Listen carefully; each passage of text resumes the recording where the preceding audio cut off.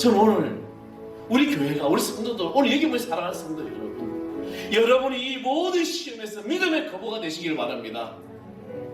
믿음으로 순종하십시오. 믿음으로 희생하십시오. 믿음으로 여러분의 모든 삶을 일관성 있게 나아가십시오. 하나님의 놀라운 역사가 우리의 삶에 임할 것이라는 거죠. 자, 우리에게 주신 하나님의 말씀 히브리서 제11장 히브리서 제11장 17절에서 19절까지 말씀입니다.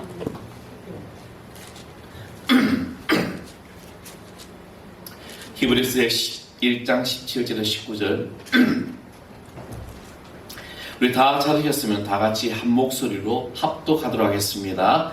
아브라함은 시험을 받을 때에 믿음으로 이삭을 드렸으니 그는 약속을 받은 자로 돼 그 외아들을 드렸느니라.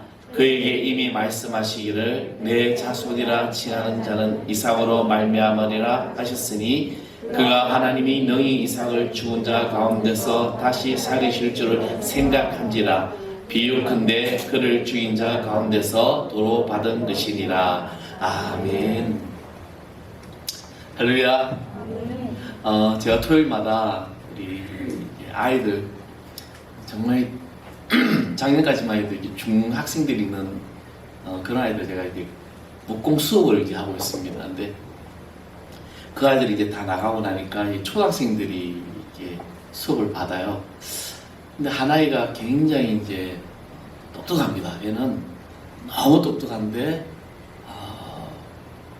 자기가 제일 많이 인정을 받아야 되고 자기가 제일 많이 칭찬을 받아야 되고 자기가 제일 잘했다고 또 이 이제 선생님이 해줘야 좋아하는 아이입니다. 근데 이 아이는 꾸준히 일관성이 있습니다. 어떤 일관성? 내가 제일 똑똑해. 근데 정말 똑똑해요. 저는 오늘 믿음의 이 일관성에 대해서 이제 계속해서 이제 말씀을 전하고 있는데 오늘은 이 믿음은 삶의 일관성이다라는 이제 제목을 잡고 왔습니다. 머리가 아주 큰 청년이 있었습니다. 근데 이 청년은 머리가 크기도 하지만 머리에 든 것도 없이 무거웠습니다. 항상 머리가 무거워서 이렇게 다녔던 그런 청년이었습니다. 그래 이 청년은 자신이 큰 머리로 인하여 늘 놀림을 당하고 그 스트레스를 받으며 하루하루를 살아갔습니다. 근데 오늘 이 청년은 마침내 일을 저지르고 맙니다. 그런 높은 빌딩에 올라가서 이제 자살 소동을 벌였죠. 중내 만회하면서 이런 자살 소동을 벌였는데 이 소식에 놀란 청년들의 가족들이 또 주변 사람들이 달려왔습니다. 그 청년에게 다가와서 죽으면 안 된다며 막 으르고 달렸습니다. 그러자 이 머리통이 큰 이 친구가 이렇게 말했습니다. 내가 여러분들의 소원대로 내가 안 죽을 테니 여러분들도 내 소원 하나만 들어주셔야겠습니다. 이렇게 이제 답을 하는 거죠. 그래서 물었습니다. 물론 이 조급하고 조만장한 마음으로 어쨌든 저 건물에 올라가 있는 이 청년을 살려야 되니까 우리가 그렇게 하겠다고 약속을 했습니다. 근데 그의 소원이 무엇인지 간에 이제 다 이제 들어줄 마음, 어떻게든 살려놓고 봐야 되기 때문에 이제 그렇게 대답을 했던 것이죠. 그런데 이 머리 큰 친구의 소원을 들어보니 제 소원은 별것 아닙니다. 그냥 그래 너 머리 작다 이 한마디만 해주면 된다는 거예요. 그래야 이 아슬아슬 옥상에 있는 이 친구를 보면서 가족들이 밑에 있는 사람들이 일제히 외쳤습니다. 그래 너 머리 작아. 그러니까 이 청년이 너무 감동을 받아서 머리를 콕박 숙이며 감사합니다고 인사를 했어요. 그런데 이 청년이 그만 1등에서 떨어져 죽고 맙니다. 왜 죽었을까요? 왜? 너무너무 감사하다고 인사하다가 그 머리 무게 때문에 균형을 잃어버려가지고 떨어져서 휘청거리다가 죽었다는 말이 있습니다. 이야기입니다. 세상은 참으로 죽는 일이 많습니다. 우습긴 하지만 이 머리통이 큰 청년의 죽음은 선택해야 될 힘든 시련을 자기가 만났던 것입니다. 우리 많은 사람들이 OECD 국가에서 우리 대한민국이라는 이 나라가 자살률이 상당히 높다고 합니다. 많은 이들이 그렇게 죽어가고 있습니다. 사랑하는 성도 여러분, 사람의 인생을 살아가면서 시험을 만나고 시련을 만납니다. 그런데 예수를 믿는 우리 그리스도인들에겐 분명한 사실이 있는데, 그것은 시련은 있어도 실패는 없다는 것입니다. 그러므로 이 실패는 두려워할 이유가 없는 겁니다. 때로 우리가 살아가면서 여러 가지 어떤 삶의 시행착오를 가지고 실패를 하지만, 그러나 완전한 실패가 없다는 것입니다. 그런데 성경에서 하나님으로부터 엄청난 축복을 받고 절대 믿음의 사람이라는 이 아브라함에게 자신의 인생 최대의 어떤 시험, 이 시험이 엄청난 시험으로 그에게 나타났다는 것입니다. 그것도 자기가 너무나도 사랑하는 백세의 기적과 같이 난 독자 이삭을 바치라는 것이었습니다. 창세기에서 이 이야기를 히브리서 기자는 다시 이야기하게 됩니다. 아브라함은 시험을 받을 때 믿음으로 이삭을 드렸으니, 이렇게 오늘 본문의 말씀을 시작합니다. 믿음으로 이삭을 드렸다는 것이. 저는 지난 3주부터 믿음에 관한 말씀을 전하고 있습니다. 우리는 코로나 팬데믹 이후에 많은 일들이 일어났습니다. 사회도 사회이지만 교회는 더 없는 어려움을 맞이하게 됐습니다. 그것도 영적인 문제가 더 심각하게 교회와 또 성도들 안에서 퍼져나가고 있다는 것입니다. 바로 믿음이 상실되어 가고 있습니다. 이 땅의 그리스도인들 가운데 믿음이 있는 것 같은데 없고, 없는 것 같은데 믿음 있는 이런 신앙인들, 우리는 이제는 이 신앙의 척도를 우리 기준으로 판단하고 바라보아도 저 사람이 믿음이 있을까라고 의심을 할 정도로 우리의 삶에 믿음이 없는 행위들을 너무나도 많이 하고 있다는 것입니다. 우리의 모습은 어떤 모습일까? 오늘 우리가 읽은 이 본문은 아브라함의 이야기입니다. 아브라함의 이야기는 참 재밌는 이야기죠. 근데 이 아브라함의 이야기가 11에서 11장 8절에 아브라함은 믿음으로 순종하여 갈 바를 알지 못하고 나아갔다라고 기록하고 있는 것입니다. 이 사건으로 아브라함은 믿음의 원조가 됩니다. 이제 히브리서 기자는 본문 17절에 이런 아브라함의 믿음을 미지의 땅을 향하여 하나님의 약속의 말씀을 붙들고 자신이 평생을 이루는 그 땅 갈대아우를 떠날 뿐 아니라 독자 이삭을 드리는 사건을 통해서 믿음의 이 일관성을 우리에게 말씀하고 있다는 것입니다. 코카콜라는 여러분 너무나도 지금 우리가 잘 아는 그런 음료 브랜드이죠. 이 코카콜라는 발명과 또 판매 신화를 남긴 그런 회사입니다. 원래 이 음료는 한 약사가 개발을 하게 돼요. 근데 1886년에 약재상인 캔들러라는 사람이 단돈 122만 원에 이 모든 저작권을 판매했던 그런 레시피와 어떤 판매권을 다 가지고 이 권리를 사면서 회사를 하나 차리게 됩니다. 그 가운데 우리는 마시는 이 코카콜라의 이 병은 지금 몇십 년이 이렇게 지나도 변하지 않는 디자인으로 우리 곁에 있다는 것입니다. 현재 이 코카콜라 병의 디자인은 1915년에 캔들러가 단 1달러의 상금을 걸고 병을 보기만 해도 코카콜라임을 알 수 있는 만큼 특색 있는 병을 만들기 위해서 이제 공모전을 펼치게 됩니다. 이 공모전에서 루트 유리 공장에 있는 한 이 디자이너인 사멜슨이라는 한 사람과 얼딘이라는 두 사람과 함께 5명이 제안한 디자인이 뽑힌 것이 바로 오늘 지금까지 우리가 있는 이 코카콜라 병입니다. 물론 한선에는 이 코러스에 낀 드레스를 모여본다고 했다는 그런 이야기도 있지만은 사실 의외게도 코카나 콜라에서 병 모양을 생각해낸 것은 어떤 그런 일들이 아니라 카카오 열매로 착각을 해서 만들어진 것이 바로 이 코카콜라 병의 디자인이라고 합니다. 물론 이 코카는 하루에 7억 3천만 장 이상 팔리고 있으며 전 세계 최고의 상품인 이 코카콜라는 1886년 처음에 사용한 코카, COCA 그리고 LA 이런 식으로 이 디자인, 이 C자라는 이 영문 이니셜을 지금까지도 변함없이 계속해서 사용하고 있다는 것입니다.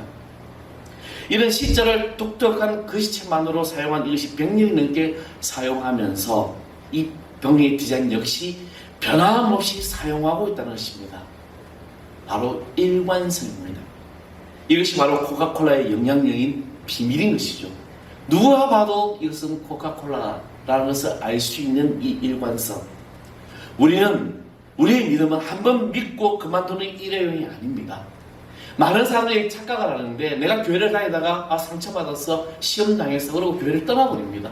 그리고 하나님 없이 행동을 해버리죠. 그것은 믿음 있는 자가 아니라는 겁니다. 믿음은 일관성 있게 계속해서 나아가는 것입니다. 그래서 우리는 모든 삶의 현장에서 한결같이 이 믿음이 적용되고 실현되어야 된다는 것입니다. 만약에 이것이 적용되고 실현되지 못한다면 우리는 일관성 있는 사람이 아니라는 겁니다. 변함이 없는 것이죠. 늘 믿음으로 우리가 한 걸음 한 걸음 계속해서 나아가는 것입니다. 그렇다면 아브라함의 이 기적을 얻은 아들 이삭을 모리아 제단에 바치는 사건을 통해서 나타난 이 아브라함의 믿음의 일관성은 무엇인가? 어떻게 해서 히브리서 이 믿음의 정당이 아브라함은 2번이나 언급이 되고 있으며 이 아브라함의 믿음은 일관성 있는 믿음이라고 말할 수 있는 것일까? 어떤 믿음이었기에 아브라함은 이 믿음의 일관성을 가지고 있을까? 먼저 아브라함은 순종의 일관성이라는 것입니다. 이미 우리는 아브라함이 자신의 고향 갈대아 우르를 떠나는 결단을 하게 됩니다. 그것은 믿음에 의해서 순종의 결단이었습니다. 그런데 이 본문에서 아브라함은 또 한 번의 위대한 순종을 결단하게 됩니다. 17절 말씀에 보면 아브라함은 시험을 받을 때 믿음으로 이삭을 드렸으니 그는 약속을 들은 받은 자로 돼 그 외아들을 드렸다라고 말씀하고 있습니다. 100세에 여러분 요즘같이 지금 이제 뭐 아이들을 안 낳고 있는 이런 시대에 지금 우리나라는 앞으로 2050년, 60년 가면은 생산 인구가, 노동 인구가 없기 때문에 또 생명이 연장이 돼가지고 오래오래 살지 않습니까? 그렇죠? 제 아버님한테도 62세에 돌아가셨어요. 얼마나, 저희는 뭐, 제가 아버님이 돌아가시기에 막 아파서 계실 때 제가 그랬어요. 하나님 딱 5년만 더 살게 해주세요. 얼마나 기도했는지 모릅니다. 근데 하나님이 내려가시더라고요. 그죠? 인간의 모든 생사는 알 수가 없는 거죠. 그렇게 저야 뭐 제가 할 때에도 이 단명하시는 분이 많았습니다. 근데 지금은 오래 살아요. 100세, 여러분 보험 상품 나오지 않은 게 120세 상품이 나와버렸습니다. 그만큼 앞으로 갈수록 수명이 길어진다는 거죠. 그런데 아이들을 낳지 않아요. 지금 이 아이들 낳지 않기 때문에 앞으로 다가올 대한민국뿐만 아니라 전 세계가 이 생산 인구가 없기 때문에 나이든 이제 제가 나이 들고 이제 누가 먹이 살리는 거죠. 생산 인구가 없는 거죠. 100세 기적처럼 그 당시에 이렇게 낳을 수 있는 일이 있을 수 없는 일이 그렇게 낳은 아들을 하나님이 바치라고 합니다. 여러분 생각해 보십시오. 얼마나 귀하고 귀한 아들입니까? 그런데 오늘 본문의 말씀을 보면 영어로 말하면 이 말씀 When he was test라고 얘기합니다. 하나님은 테스트를 하셨다는 거죠. 유혹하고 아브라함을 무너뜨리는 것이 아니라 아브라함을 시험하셨다는 것입니다. 테스트. 여러분 테스트는 고학년이 될수록 더 어려워지는 그런 문제입니다. 그러니까 그에 맞게끔 수준의 학교에서 시험을 보잖아요. 저는 수학을 너무너무 싫어합니다. 그래서 저는 학교 다닐 때 수학할 때마다 항상 하는 이야기가 있습니다. 선생님은 그래 많이 맞았어요. 내가 수학으로 전문가가 되지도 않을 건데 왜 이걸 공부해야 됩니까? 계산기가 있고 앞으로 다가올 시대는 우리가 상상도 못하는 시대가 일어날. 저는 그래 어떻게 보면 앞일을 보는 사람이었습니다. 왜냐하면 출판을 하는 선생님 보고 앞으로 이게 없어진다고 이야기했다가 그날 하지 않도록 손 들고 서 있은 적이 있었어요. 앞으로 없어집니다. 왜냐하면 제가 지금도 이제 그때 컴퓨터 프로그래머였어요.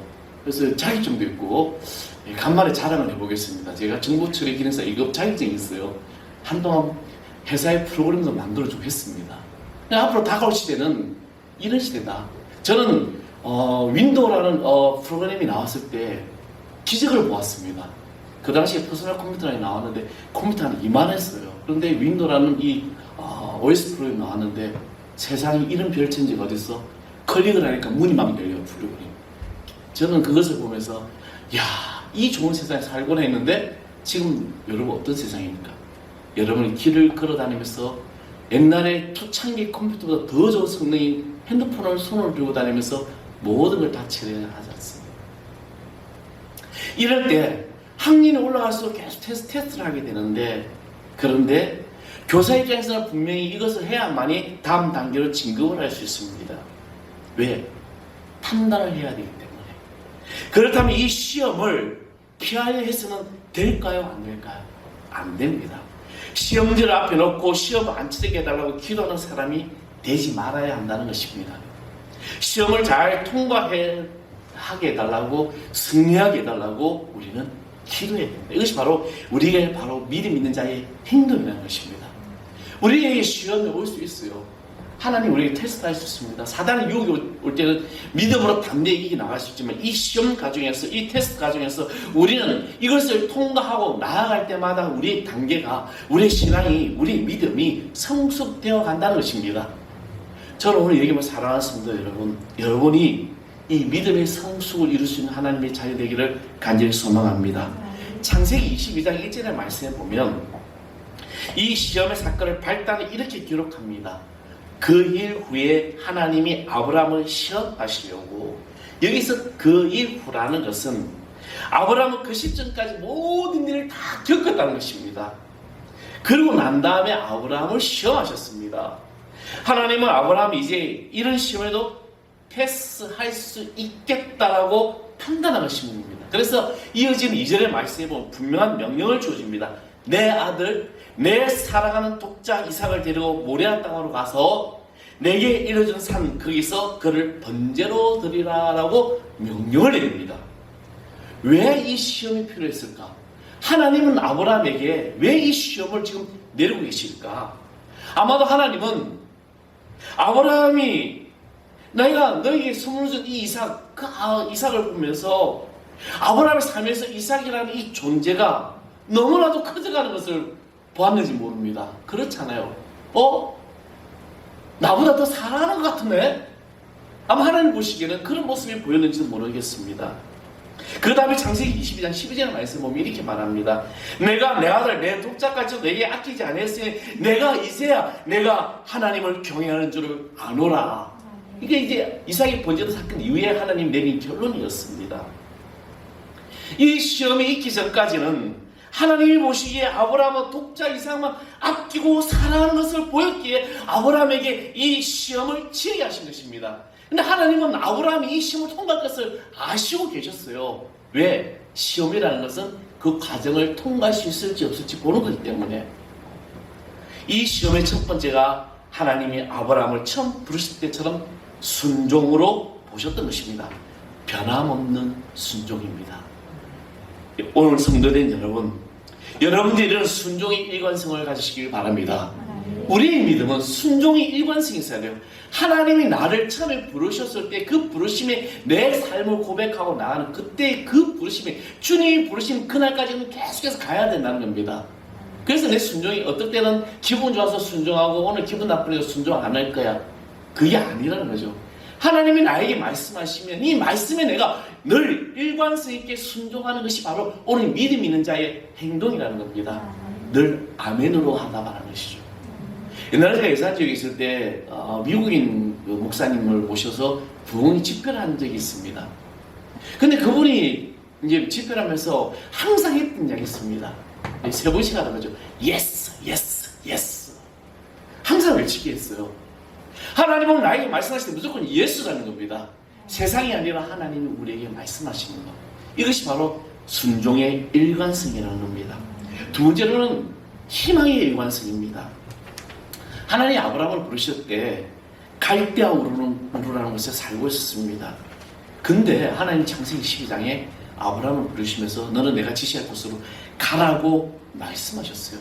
새로운 약속이라는 희망이 있었기 때문에 그 희망으로 아브라함은 모든 짐을 다 싸고 옮기게 됩니다. 우리는 희망이 넘치는 살아갈 수가 없습니다. 희망은 산소와 같다는 것입니다. 오래전에 칠레 한 광산에 지하 경로가 무너져서 700m 지하에 33명이 기적과 같이 살아 구조되는 그런 사건이 있었습니다. 그때 루이스 우르스라는 이 광부의 작업반장이 구조대가 확인될 때까지 17일 동안 그들에게 산소를 아끼기 위해서 기계도 돌리지 아니하고, 그리고 그 산소를 위해서 균형 있게 잘 분배하면서 생존을 위해서 물과 산소 절대적으로 잘 분배했다는 것입니다. 그래서 다 살아났다는 것이죠. 희망을 계속해서 이 루이스는 부어줬다는 것입니다. 성도가 희망이 없다면 성도가 아닌 것입니다. 우리 인생길에 희망이 연속되어야 한다는 것입니다. 아브라함은 희망의 사람이었습니다. 그는 하나님의 약속을 믿고 믿음으로 약속의 땅을 바라보며 걸어갔다는 것입니다. 이런 그의 믿음이랑 희망은 그 생의 최악의 시련 속에서 여전히 일관되게 나타나고 있다는 것입니다. 오늘 본문을 놀랍게도 아브라함은 아들 이삭을 바치는 과정에서 부활의 신앙을 각인시키고 있다고 증언합니다. 19절 말씀에 보면 그가 하나님이 너희 이삭을 죽은 자 가운데서 다시 살리실 줄을 생각한지라 이렇게 말씀하고 있습니다. 그 하나님이 너희 이삭을 죽은 자 가운데 살리실 줄을 생각한지라. 아브라함은 자신의 아들의 희망을 가진 게 아닙니다. 오늘 많은 이 땅의 부모들이 자녀들의 희망을 걸고 있어요. 사랑하는 성도 여러분, 우리 자녀에게는 희망이 아니고 기도만 하면 돼요. 기도해주면 됩니다. 우리의 희망은 하나님이에요. 아브라함은 이삭의 희망을 가지고 있었던 것이 아니라 바로 하나님이 자기 아들 이삭을 살릴 것이라는 희망을 가지고 있다는 것입니다. 하나님 희망이었습니다. 여러분의 희망은 무엇입니까? 나는 어디에 희망을 지금 두고 살아가고 있습니까? 우리의 희망은 예수 그리스도입니다. 나의 희망은 오직 예수 그리스도입니다. 우리의 자녀들의 희망은 예수 그리스도예요. 내 자녀들이 잘되고 내 자녀들 축복을 받고 내 자녀들 앞으로 다가올 시대에 그들이 앞으로 헤쳐나갈 모든 세상에서 너희를 이길 수 있는 희망이 바로 예수 그리스도입니다. 오늘 나의 희망도 마찬가지죠. 우리는 이 희망의 일관성을 가지고 있어야 됩니다. 믿음의 사람이라면. 아브라함은 자신에게 이 갈대호를 떠나서 미시의 땅으로 발걸음을 옮기게 했을 때도 여전히 그 희망을 바라보고 발걸음 내밀었던 것처럼 독자 이삭, 외아들 이삭, 자기가 사랑하는 이삭을 바치라는 그 말씀에도 순종하면서 희망의 그 일관성을 가지고 있었던 것입니다. 오늘 우리의 모든 삶이 힘들고 지칠지라도 이 희망의 일관성으로 여러분 나아가기를 우리 모두 성도의 줄 믿습니다. 그리고 마지막으로는 이 희생의 일관성이었습니다. 아브라함은 갈대우를 떠날 때 많은 것을 희생해야만 했습니다. 생각해 보십시오. 자기가 태어났고 자기가 자라고, 그리고 지금 그 당시에 창세기 12장에서 하나님께서 아브라함을 부르실 때 어마어마한 재산의 재력가였습니다. 내가 이곳에 살고 있으면 내 자손 되도록 복을 받고 잘 살 건데, 그런데 하나님은 옮기라고 명령하시죠. 그의 삶의 터전을 다 버리고 떠났다는 거예요. 이것은 희생입니다. 믿음으로 즐겁게 희생할 수 있었습니다. 어느 집사님의 간증이 있었어요. 그 집사님이 남편이 이제 예수님 많이 이제 영접한 지 얼마 안 됐는데, 아브라함의 이삭을 바치라는 설교 말씀을 듣고 어떻게 아들을 바치냐고 막 이렇게 묻더라는 거죠. 물론 하나님이 내 자녀를 바치라고 하실 분이 아니시라는 거죠. 왜? 우리가 아브라함처럼 이런 믿음의 담대함이 아직 없다는 거죠. 아까 뭐라고 했으면 시험은 감당하는 만큼만, 그것을 통과할 사람만 주신다는 거죠. 저도 한때는 이 말씀을 듣고 굉장히 혼란에 빠졌습니다. 만약에 하나님 내 자녀를 바치라면 나 어떻게 할까? 그렇죠?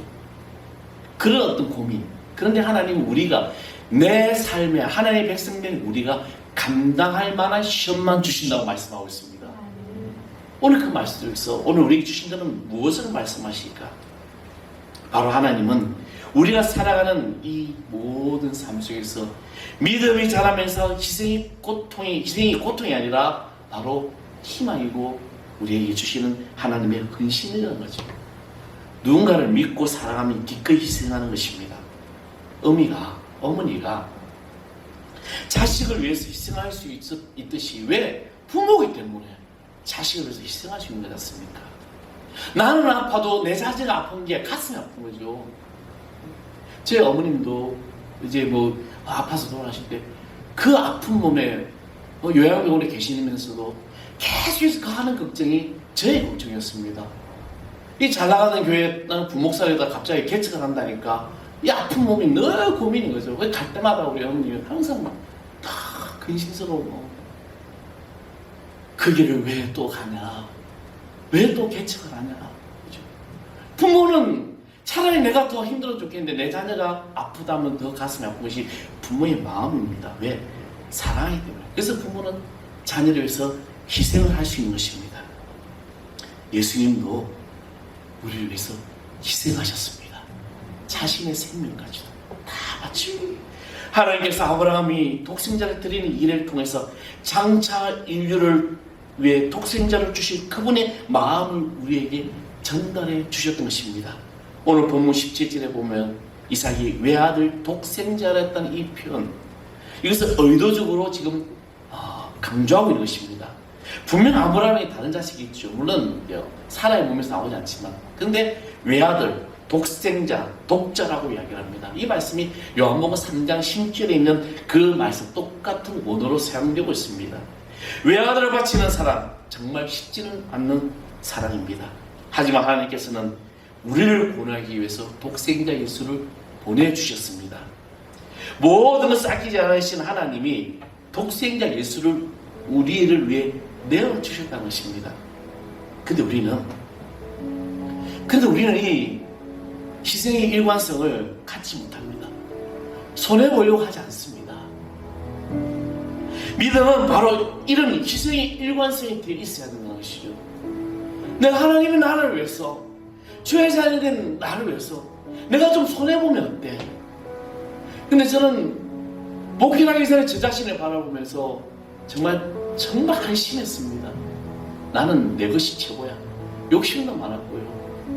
어디 가서 손해보려고 하지 않았습니다. 누군가 기념품을 주면 한 개를 더 가져와야 돼. 어떤 수를 써도 한 개 더 가져오고 3개를 가져와야 돼. 그것이 나의 모습이었습니다. 근데 믿는 자는요, 아니에요. 믿는 자는 때론 내 것이 손해보더라도, 내가 더 힘들더라도 희생하는 이 삶의 일관성이 바로 믿음 있는 자의 행동인 것입니다. 언제나 변함없이 수천이 지나도 변하지 않는 이 하나님의 사랑, 예수님의 십자가의 은혜가 한결같이 지금 우리 곁에 계심을 우리는 믿어야 됩니다. 주님의 이 희생이 없이는 내가 살 수 있는 힘이 없는 거예요. 우리는 천국 백성이 될 수가 없는 겁니다. 하나님이 그 독자 예수 그리스도를 이 땅에 보내주셨고 그분이 십자가를 지심으로 모든 죄가 다 사해졌기 때문에 우리가 정말 제사함의 은혜, 그 은혜 은총을 누리고 오늘 이 세상에서, 힘든 세상에서 나에게 시련이 오고 나의 고난이 오고 나에게 시험패가 올지라도 내가 믿음으로 이길 수 있는 힘이 바로 여기서 나오는 거죠. 왜? 예수님이 승리하셨기 때문에. 저는 오늘 우리 교회가, 우리 성도들, 오늘 여기 모여 사랑하는 성도들 여러분이 이 모든 시험에서 믿음의 거부가 되시길 바랍니다. 믿음으로 순종하십시오. 믿음으로 희생하십시오. 믿음으로 여러분의 모든 삶을 일관성 있게 나아가십시오. 하나님의 놀라운 역사가 우리의 삶에 임할 것이라는 거죠. 다른 사람을 보고 저 사람 잘 되는 거 보고 우리가 그것을 비교하지 마십시오. 오늘 나의 삶이, 나는 누구를 바라보고 내가 어떤 하나님을 내가 어떻게 의지하고 어떤 희망을 가지고 살아가는지만 그것이 중요한 거예요. 하나님은 나에게 말씀하실 때 그 말씀 나는 어떻게 반응할 것인가? 예스입니다. 아멘입니다. 힘들지요, 지치지요, 때로는 뜻대로 안 될 때 많잖아요. 세상에서 희망을 찾으려 하지 마십시오. 하나님이 예수님이 희망이고 그 희망이 내 모든 삶을 순종하며 나갈 때 하나님 우리를 놀랍게 인도해 주시고 있습니다. 사랑하는 성도 여러분, 주님 오늘 저와 여러분의 모든 상황을 아십니다. 나의 부족함도 아시죠. 나의 연약함도 아시죠. 그리고 나의 이 어리석음 나오는 것입니다. 그렇지만 하나님께서 오늘 나를 손님으로 잡아주시고 이끌어주시고 있습니다. 이제 저와 여러분이 이 믿음의 일관성을 가지고 한 줄 동안 또 세상에서 승리하는 우리 모델이 좀 있습니다.